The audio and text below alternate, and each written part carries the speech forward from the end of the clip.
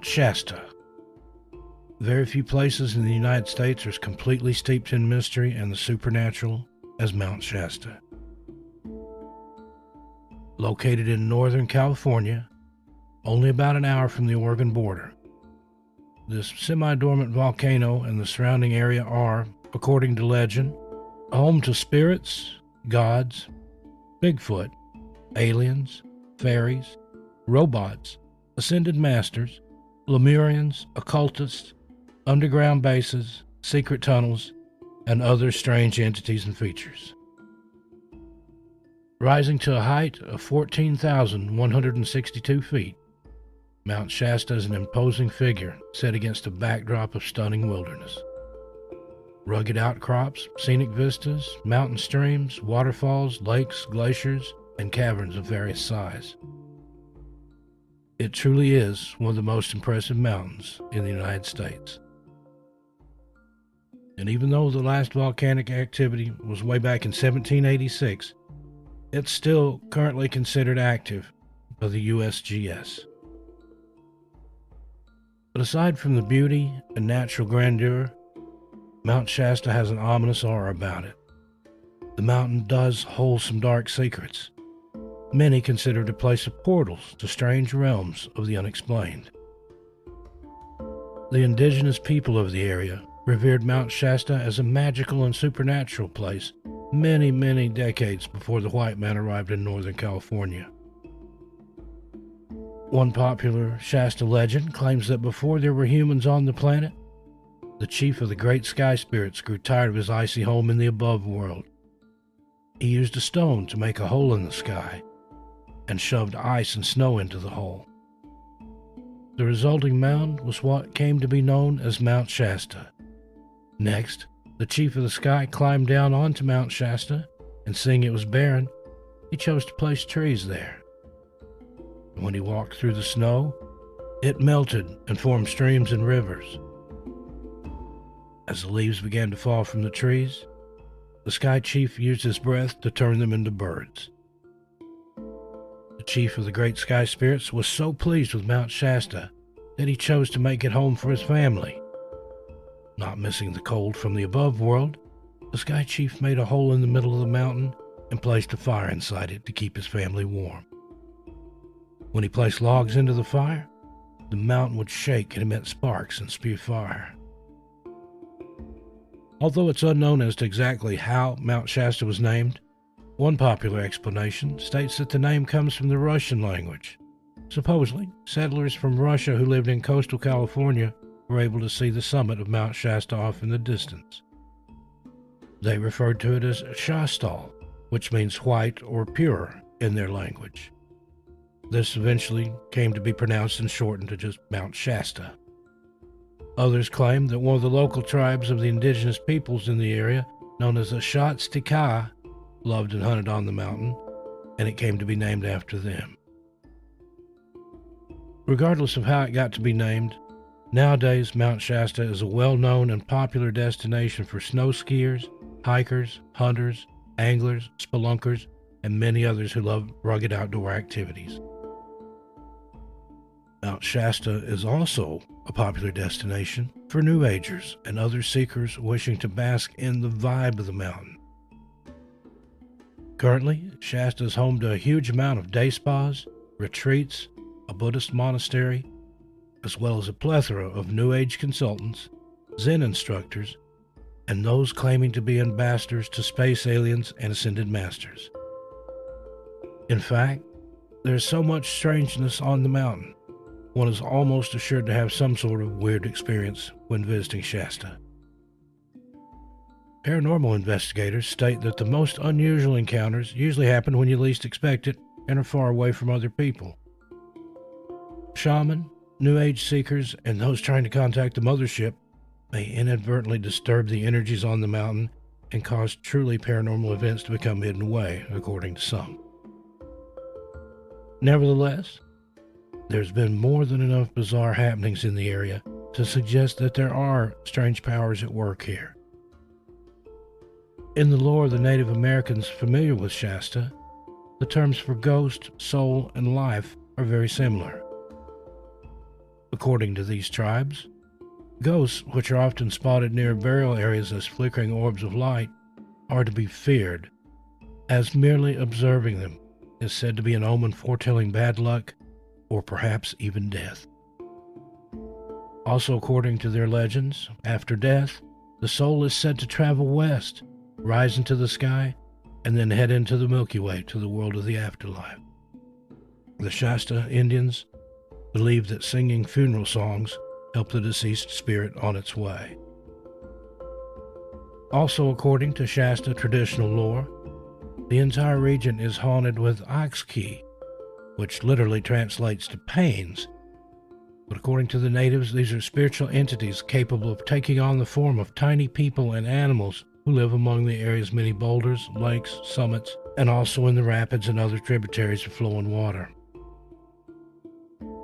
The indigenous Shasta peoples consider the Oxkey to be the cause of all illness, bad luck, and death, and also have the ability to jump into the bodies of unsuspecting victims. According to legend, only a true shaman can exorcise away these demonic entities. In more recent and typical ghost lore, parts of Interstate 5 that run nearby the mountain are reportedly haunted by various unidentified ghosts, possibly the victims of car accidents. Or they may be tulpas or thought forms, brought about by the indigenous people of the area. Some tribes believe that talking about or merely even thinking of certain dark entities can draw them out and cause them to take form. The ruins of Old Shasta Town from the 1800s lie just south of Mount Shasta and west of Redding, California, which at one time was the county seat.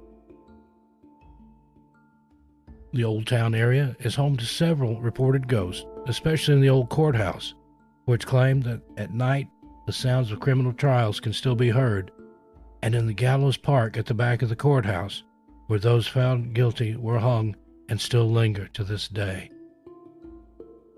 A Pioneer Babies burial spot on nearby old Highway 99, which at one time was a stagecoach road through the area, is claimed to be haunted by a particularly evil and malevolent entity. Some of the stranger stories from the area are based on the Native American legends of Shasta being home to several mysterious races of beings, which include the aforementioned little people, but also tribes of reptilians and large malevolent humanoids known as the Shupchets, who legend says live in the area of Flume Creek and secretly traverse the lava tunnels to the summit of Mount Shasta. The early white settlers in the area also told of the tunnel-traveling giants, referring to them as the Lemurians. The concept of Lemuria originally began as a rumored lost continent in the Indian Ocean from a somewhat scientific theory which explained how lemurs were able to migrate to India from Madagascar. Some folks, however, occultists and New Agers in particular, considered Lemuria as a lost continent which was home to an advanced race, the Lemurians, who were the supposed ancestors of the legendary Atlanteans of the other well-known lost continent of Atlantis. Legends state that the Lemurians are giant, human-appearing beings who bore some form of appendage on their massive forehead, which provided them with psychic powers.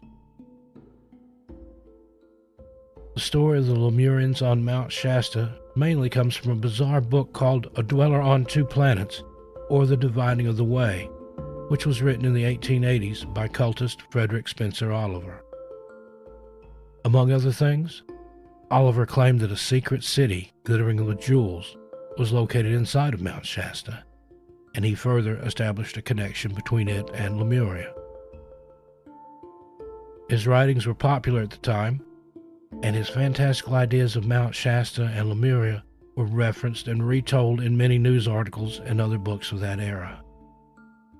Along these lines of legend, there are also stories of a secret society which lives in the secret city deep inside Mount Shasta. The secret society is known as the Great White Brotherhood.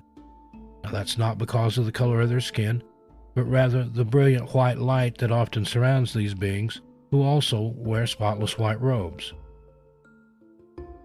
They are said to be a fraternity of spiritually advanced beings, or ascended masters, who were drawn to Mount Shasta due to the energy found on its peak. The Brotherhood allegedly live inside of the mountain and travel through tunnels of gold to their hidden temples made of jewels and crystals. Guy W. Ballard, an occultist from Chicago, ventured to Mount Shasta in 1930 to inquire about reports from another occultist, William Paley, regarding a group of holy men called the Brotherhood of Mount Shasta, whom Paley claimed to have observed while traveling on the mountain.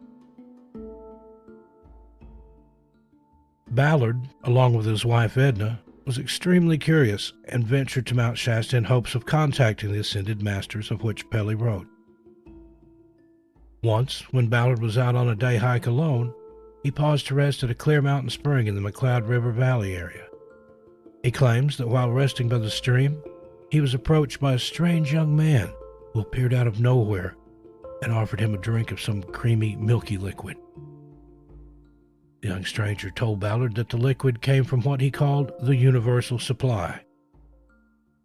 Ballard states that when he drank the liquid, it had an immediate electric and clarifying effect on him, making him feel oddly energized and refreshed. The young stranger then revealed his true name, the Ascended Master Saint Germain, and was suddenly clad in a white, jeweled robe, making him appear godlike. As Ballard looked on in stunned amazement, he noticed that a mountain lion had approached him to within a few feet. Somehow able to fight off his fear of the animal, Ballard claimed that the mountain lion suddenly became as docile and playful as a kitten. At this point, Saint Germain proudly informed Ballard that he had passed the test of courage and gave him 4 small brownish cakes. Ballard ate the cakes and claimed that they further increased the clarity of the liquid he had consumed and aided him in being receptive to the master's teachings. Saint Germain stated that he had searched several continents for someone worthy to learn his instructions regarding the great laws of life, and now Ballard, his wife Edna, and their son Donald were chosen to be his accredited messengers. After a series of meetings with the Ascended Master, Ballard claims he was able to channel Saint Germain's wisdom and plans for implementing the 7th Golden Age, the I Am, which Germain stated would bring about a new age of earthly perfection. Ballard further claimed that through channeling Saint Germain, he was also able to view his own past lives and claimed that he had been George Washington in a previous life. When Ballard returned to Chicago in 1931, he set about putting Saint Germain's plans for the New Age of Enlightenment in motion. By 1932, Ballard and his wife Edna had founded the I Am religious sect, the Saint Germain Press, and the Saint Germain Foundation. Ballard, using the pseudonym Godfrey Ray King, began turning out books, pamphlets, and articles about his new religion. By 1936, Ballard had amassed a large literary collection of several books, compilation of songs and affirmations, as well as a periodical magazine. Ballard had no problem drawing crowds who came to listen to he and Edna channel Saint Germain's teaching, and soon schools and reading rooms began to spring up, and by 1938, the sect had almost 3 million devotees.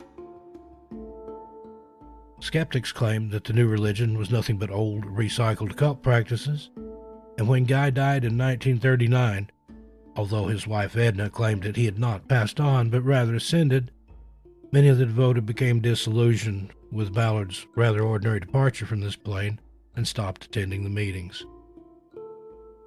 After recovering from alleged mail fraud charges, the I Am movement, although now considerably smaller, survives until this day. The I Am reading room in the town of Mount Shasta offers Ballard's channeled writings, Ascended Master and I Am art, and I Am musical recordings that are purported to alter consciousness and allow for further spiritual enlightenment. The music has been described as having an ethereal, warbling quality that many believe enhances, among other things, psychic abilities and astral travel. The experiences Ballard wrote about in 1930 inspired many other stories of encounters with strange beings on Mount Shasta. In 1932, Edward Lasner claimed he knew of white-robed people who hoarded a cache of gold and lived at the 11,000-foot level. And in 1934, a man named Abraham Mansfield claimed he met a whole tribe of Lemurians on the mountain who revealed to him an extensive network of secret tunnels. 2 decades later, spiritualist Earlene Cheney stated that she received an initiation in a secret temple hidden upon Mount Shasta. Before becoming a spiritual guru, Cheney was a Hollywood starlet, possibly explaining her passion and penchant for the elaborate costumes and theatrics which she used in her New Age church and mystery school, Astara, founded in 1951. Writing in her book, Secrets from Mount Shasta, Cheney tells how she and her husband were given instructions to go to Mount Shasta during a channeling session in 1952. While camping at Panther Meadow, located on the south side at about 7,385 feet, Cheney and her husband suddenly felt led to climb farther up the mountain. During their ascent, they were met by a strange young man who seemed to know all about their quest and proceeded to give them his teachings. Eventually, the pair were escorted into a secret place known as the Cave of the Mystic Circle. It was here that they were also introduced to other adepts, including the Ascended Master Kuthumi, who also assisted them with their teachings. The pair's lessons climaxed in an initiation in which Cheney claims she was shown the inner Great Temple at the peak of Mount Shasta, which featured what she described as a great astral cathedral lit from above by a glorious star. She further stated that these sights can only be seen by the truly initiated and remain invisible to the eyes of lesser adepts and mere mortals. Cheney has also previously claimed to have been initiated in a secret ceremony inside the Great Pyramid of Egypt, which does make her one of a very few select souls on this plane of existence indeed. Current New Agers and occultists claim that Saint Germain and other ascended masters and adepts continue to wander the mountain appearing to seekers, particularly in the area around Panther Meadow. These same occultists will readily explain how the earth is actually hollow and contains numerous secret underground cities, among them Telos, where descendants of ancient Lemuria currently live and are presided over by the ascended master high priest Adama. Mount Shasta is also known for its weird glowing mystery lights. These mysterious floating orbs of light have been reported on the mountain since the arrival of the white settlers and among the Native Americans years prior to that. The best time to observe the lights is usually at dusk, around midnight, and just before dawn. While indigenous tribes of the area thought the lights to be ghosts, New Agers and occultists prefer to think that the lights are from the secret ceremonies of the Lemurians or the Great White Brotherhood. The lights have become so well known that they alone have brought the curious to Mount Shasta. Based on newspaper articles from around the turn of the last century, the lights were observed by passengers on trains that passed by the mountain in the night. The mysterious lights continue to be reported today, and many people have come to associate them with UFO activity that occurs frequently on the mountain. If you would like to perhaps catch a glimpse of these lights without traveling to Mount Shasta, there are live webcams available online which offer 24-hour-day streams of the mountain's peak. There are literally thousands of lava tube caves known to exist on and nearby Mount Shasta.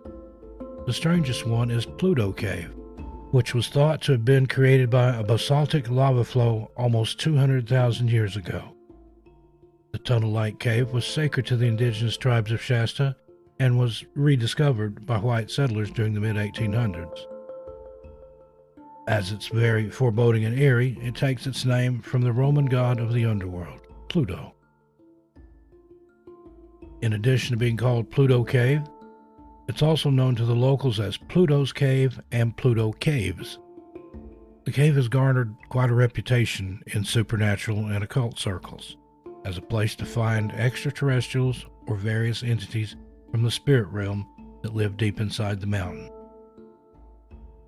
Recent explorers have reported coming across evidence of sacrificial fires and objects from rituals left behind in the cave by those who've held secret ceremonies and vigils for paranormal or occult purposes.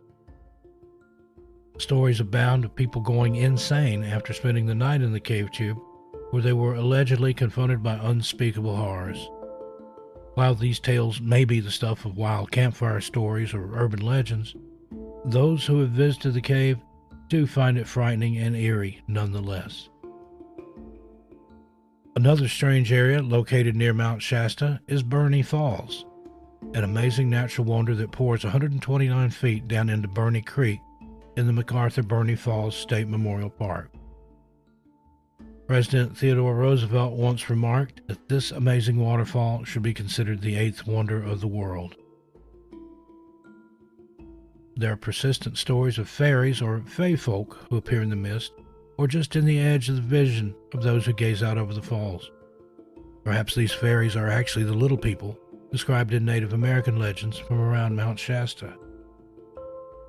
It's also stated that these little people will only appear to those who are honestly seeking them for spiritual enlightenment and not just for a paranormal thrill.